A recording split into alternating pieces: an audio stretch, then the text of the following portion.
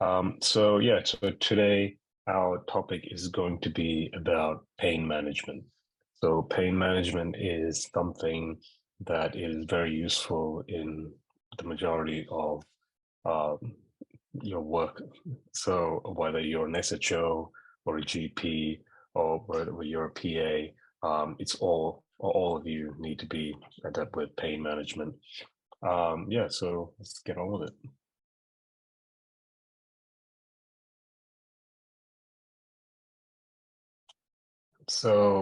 Today we're just going to cover some types of pain. We'll go through pain ladder. We'll discuss some issues about opioids, talk about nerve pain, and go through some SBAs along the way. We'll have a bit more of a discussion with our SBAs. Obviously there's going to be some questions, but these cases are real life scenarios of my personal encounters in the wards. I'll ask you guys some questions, and we see if you can answer in the QA box or the chat box. Okay, so SBA 1. So a 45-year-old man fell off his ladder at work and suffered a bimalleolar fracture of his right ankle, which was confirmed by X-ray. He was scheduled for surgery in the morning. So he's been started on codeine, 60 milligrams, QDS with morphine as his breakthrough pain. So he's on 2.5 milligrams for every 4 to 6 hours as breakthrough. So he's already had 6 breakthrough doses in the morning that when you arrived in the ward. So due to another emergency case, his surgery has been postponed to the next day. So right now he's complaining of pain. So what is the most appropriate pain management for his pain relief? So either giving him topical NSAIDs, start on a buprenorphine patch, stopping his codeine, starting amitriptyline, adding oral diclofenac, or starting morphine modified release, 5 milligrams twice daily, and stopping the codeine. Put your answers in the chat box or the QA box.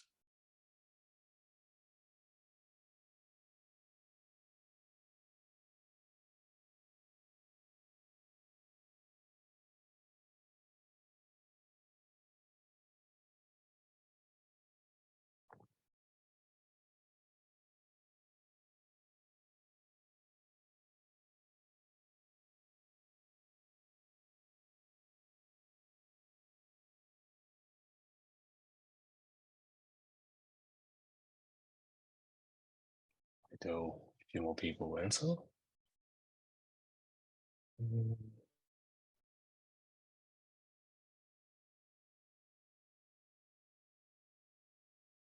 Yep.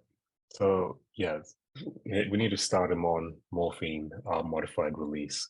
So yeah, the codeine 60 milligrams is QDS is the maximum you can give with codeine. So if he's still complaining with that and he's taking lots of breakthrough pain relief, obviously his pain relief is not controlled. So the breakthrough pain relief is a good indicator of how well the pain is managed. Ideally, we don't want patients to take any breakthrough pain relief. If they haven't been taking any, that means the pain is nicely managed, and over time it can be weaned down. For this case, we need to increase him to morphine modified release. So what will happen is, what did happen was we'll stop his codeine, start him on this morphine, and then his breakthrough pain relief can be as it is. And obviously, if he's still taking more breakthrough pain relief from this change, then we can increase the dose of this modified release morphine to maybe 10 milligrams and can keep going up, up, up. So topical NSAIDs, it's won't be strong enough. And yeah, especially for fractures, it won't be enough. So, and this buprenorphine patch, it's not a bad option if the patient had dementia or they can't take orally.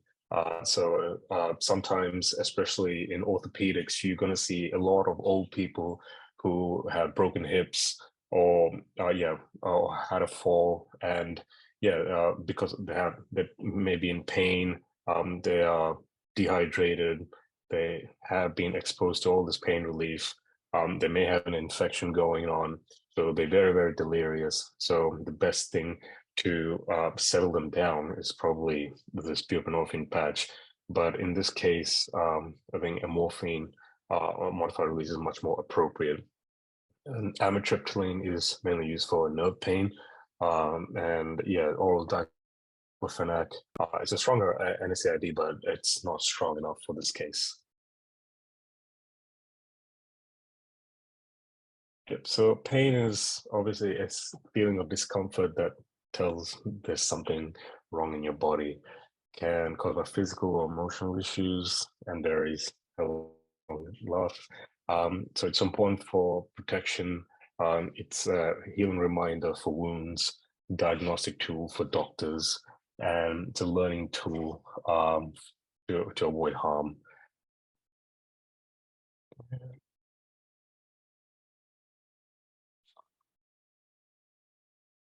So types of pain.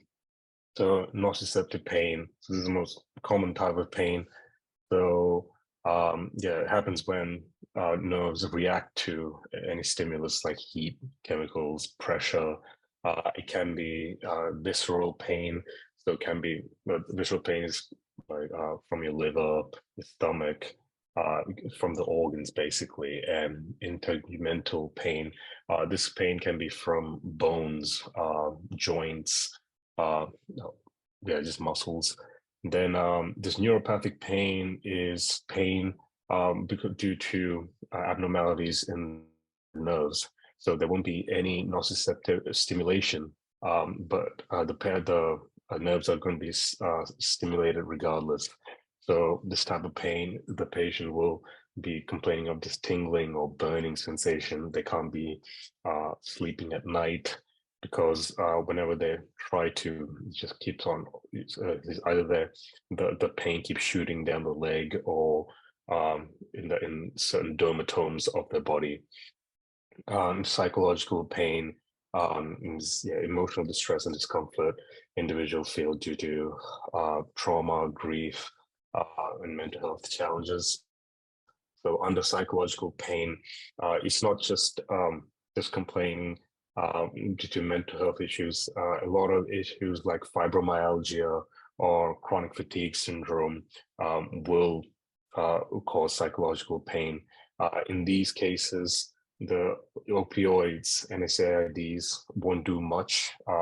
Most main thing that does help, however, is SSRIs. They have been shown to change the perception of pain in the CNS. So, especially in fibromyalgia, this is very useful, and it will avoid them using too much opioids because it's something which they have to live throughout their life.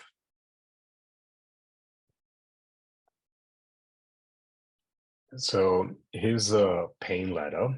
Um, Hopefully all of you know what this is. 1 second.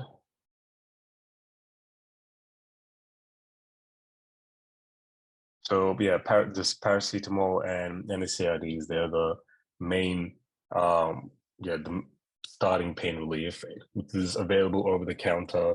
Obviously, there's going to be NSAIDs like celecoxib and naproxen that you need a prescription for, but everybody who's probably in, if you ever have a job in medicine, maybe and a patient who he's not admitted because of any pain from other issues, if they do complain of anything, maybe you start off with this and then work your way up. However, if you work in any surgical department and you admitting a new patient with like, I don't know, a hip fracture, please do not start them on paracetamol. Make sure you start them on at least codeine. Yeah, I mean, in my personal experience, it really depends on the what type of fracture and the person. Some people, uh, even though it's a small fracture, they may be complaining of a lot of pain.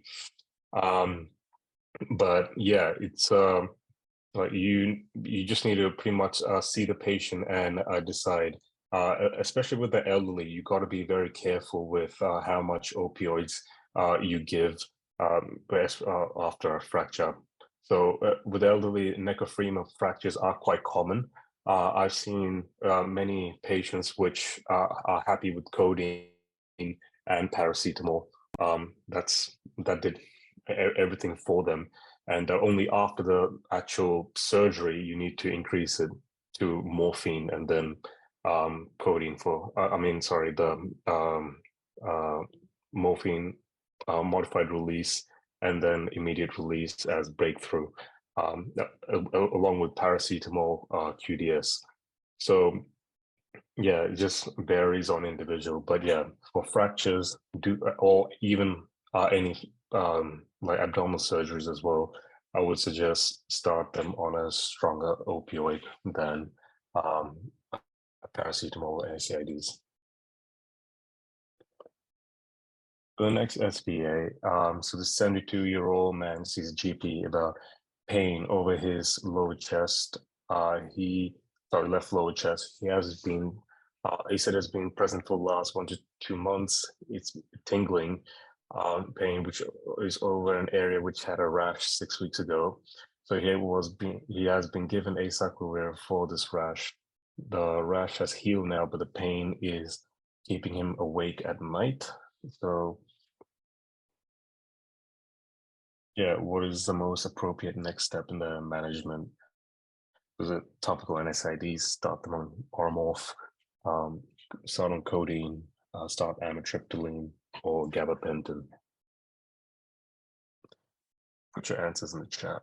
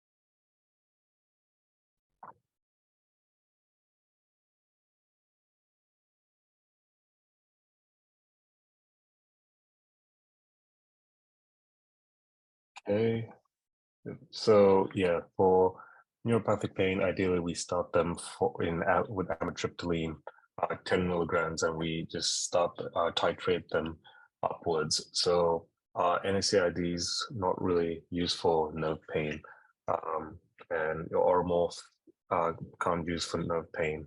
Same with codeine. For these patients, no matter how much you increase, they might sometimes already be on codeine or Oromorph, and they usually come back because even after you increase it, they said they haven't noticed any changes in their pain relief.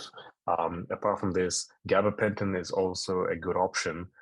However, because of the we call it dependence issues, amitriptyline is preferred more, and it's much easier to win them off amitriptyline than gabapentin. So nerve pain is, like I mentioned previously, due to damage in the nerve system in the absence of nociceptive stimulation. So yeah, so examples are motoneuropathies from post-traumatic neuralgia, then polyneuropathies in diabetes, differentiation. So after pain, after stroke, and reflex sympathetic dystrophy.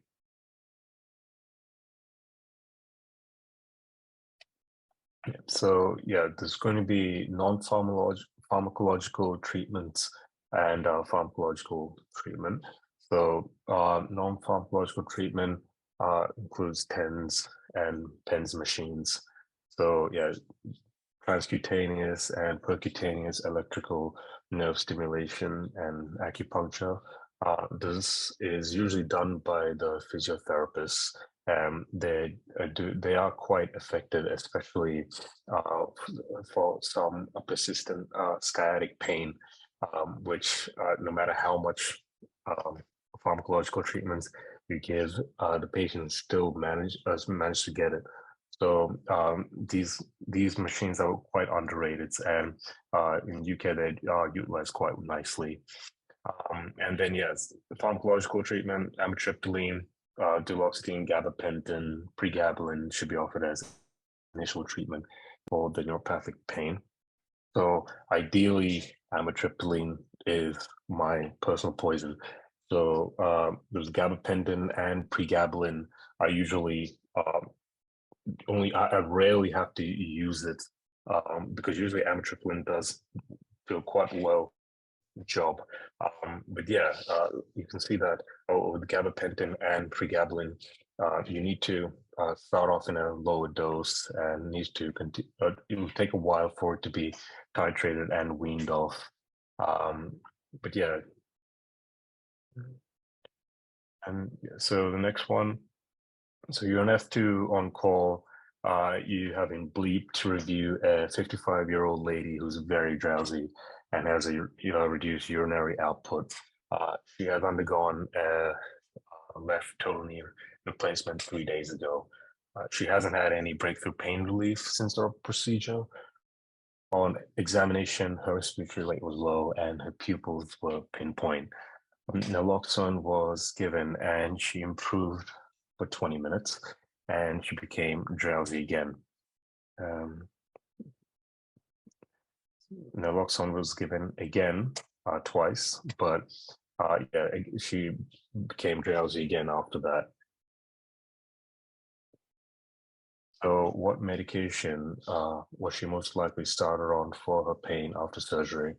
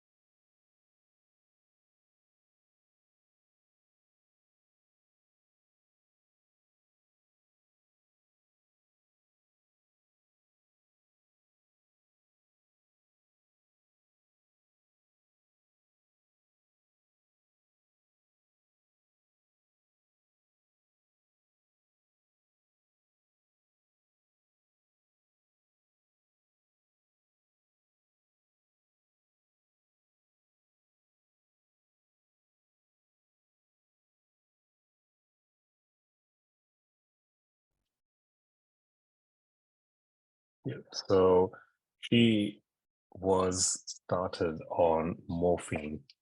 So those of you don't know, morphine has potential to worsen AKI. So this patient, d uh, despite her bloods being okay, she on the around the third day, she did develop AKI, and yeah, she was already on morphine, and as her urine output was quite low, the all the opioids was just accumulating in her system. So that's why, despite giving her naloxone, it didn't really do much because there's still so much opioids circulating in her system. Um, we did bloods for her, and then she was in AKI stage 3, and ended up having dialysis, and she improved after that. Yeah, oxycodone is a very it's more friendlier to the kidneys than morphine. Even though it is much stronger, it is preferred in patients who have AKI. So those of you who may be working surgical wards in your post-op day 1 bloods, as soon as you see AKI, but if they're still complaining of tons of pain, usually switch them to oxycodone. Yeah, and it does work faster as well. Yeah, paracetamol, yeah, it won't cause the symptoms which he's presenting with. So yeah, just be in mind with morphine. Where is okay? So yeah, opioids. Yeah, we've got strong opioids and uh, weak ones like codeine and propoxyphene. So these strong opioids, you'll probably encounter morphine, heroin in the case of drug abuse patients, and oxycodone. Um, at maximum, you encounter fentanyl, but anything stronger in like remifentanil and sunfentanil, which you usually see in oncology wards, that will probably have to be prescribed with a senior input. So opioid overdose. So I think especially whenever you work in wards, it's very surgical wards particularly, it's very important to identify this. So low respiratory rate, pinpoint pupils, bradycardia, hypothermia, hypertension. So in this case, so need to stop the opioid exposure. So sometimes if they're in continuous infusion post-surgery, you need to pause that. And then, yeah, if they have taken it for, need to do gastric lavage, depending on how bad the symptoms are. They may require artificial respiration and naloxone. So naloxone continuous infusion or repeated boluses. Um, yeah, so yeah, it is quite straightforward. Just if you anything, just remember naloxone. That is the antidote. So yeah, just have that at the tip of your tongue whenever you see a patient with opioid overdose.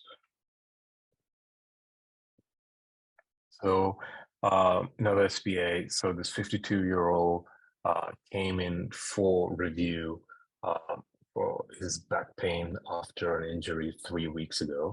Uh, started while he was lifting a heavy box at work. Pain started from his lower back. It was sharp, accompanied by tingling pain, and was shooting down his left leg. There was no fecal or urinary incontinence. His straight leg raise was positive on the left leg. So he was started on, a second, this box is on the way. Yeah, he was started on naproxen 3 weeks ago, which has helped with the back pain. And he can still feel the pain coming down his left leg, but it is improving. So given the likely diagnosis, what should be the next course of action? So physiotherapy and back exercise information, amitriptyline, paracetamol, NSAIDs, sorry, and oral morph.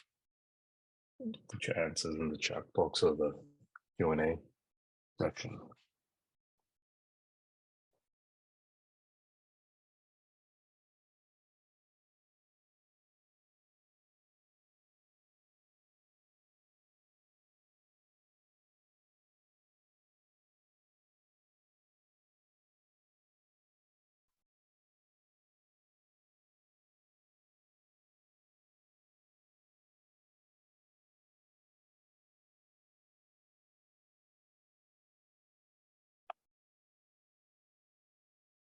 Yep.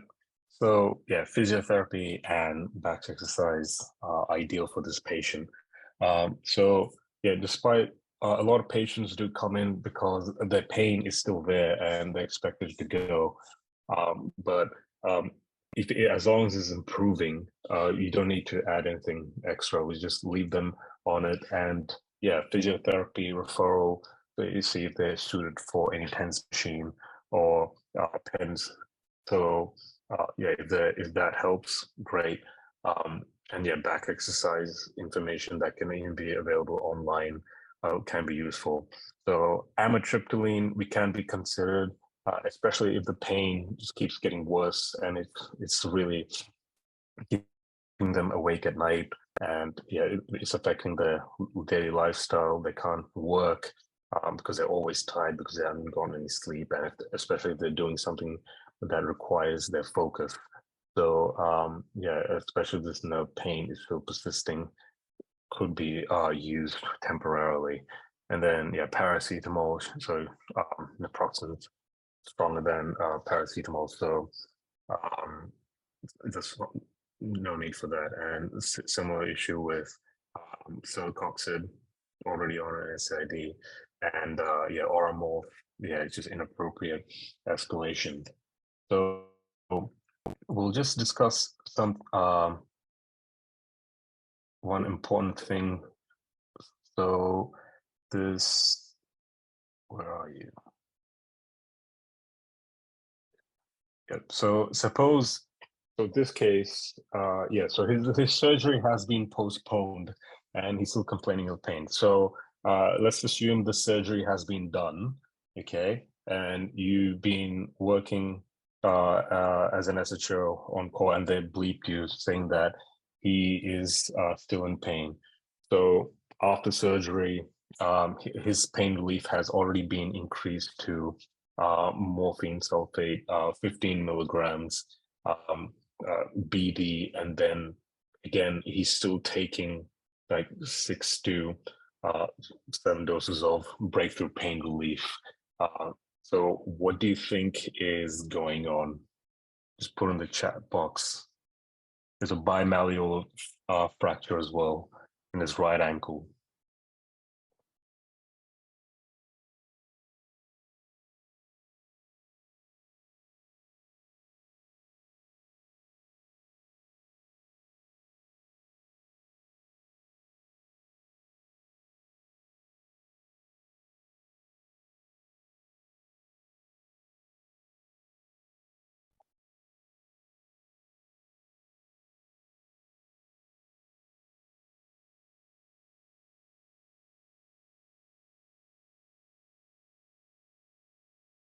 Yep.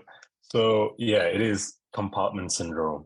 So compartment syndrome is a very important thing to be aware of, especially if you work in orthopedics.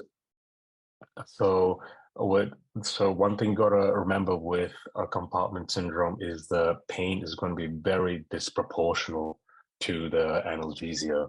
So initially, after the surgery, the patient will be they'll be sometimes sedated for because of general anesthesia, but as they wake up, okay, they'll ask for some breakthrough pain relief, and you escalate it. But despite escalation, they still keep asking, and they start screaming. So usually the pain is so disproportionate that by the time you enter the ward, you can hear them screaming in pain. And also on passive stretching, it makes it significantly worse. So in that case, yeah, bleep the reg and needs to go to an urgent fasciotomy. Otherwise, could lose a lot of limb function. And then one more thing, and yeah, yeah, I think that should be all from me. I can see there's a lot of you asking questions in the Q&A box, so I'll answer all that. But I will really appreciate it if you guys can leave me some feedback as well. I'll just put the QR code there. So yeah, if you have any questions, just put in the Q&A box and I'll get started and answer all these. Okay.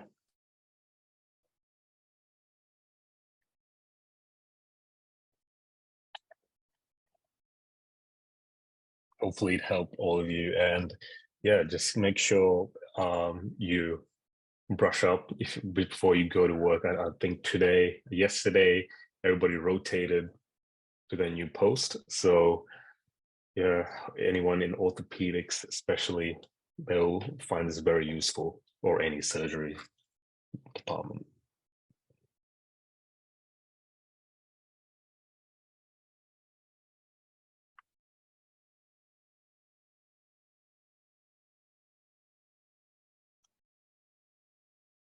See, sorry.